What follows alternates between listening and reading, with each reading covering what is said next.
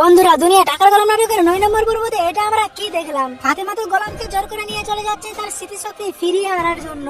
তাহলে কি হতে চলেছে দুনিয়া টাকার গোলাম নাটকের 10 নম্বর পর্বতে? এবং 10 নম্বর পর্বটি কবে কখন আসবে, কি করলে সবার আগে দেখতে পারবে, সমস্ত কিছুই জানিয়ে দেবো আজকের এই আপডেট ভিডিওতে। তাই ভিডিওটি টানাটানি না করে সম্পূর্ণ ভিডিওটি দেখতে থাকো। বর্তমানে প্র্যাঙ্কিং টিমের সবচেয়ে ট্রেন্ডিং কাঁপানো নাটক হলো দুনিয়া টাকার গোলাম। ইতিমধ্যেই দুনিয়া টাকার গোলাম নাটকের 9 নম্বর পর্বতে ধামাকাদার ঘটনা ঘটে গিয়েছে। ফাতেমা চাই যেভাবে হোক সে যাতে স্মৃতিশক্তি ফিরে আসুক, তাই ফাতেমা গোলামকে জোর করে ডক্টরের কাছে নিয়ে যাচ্ছে। কিন্তু গোলাম কিছুই জানে না তাকে জোর করে কেন নিয়ে যাওয়া হচ্ছে।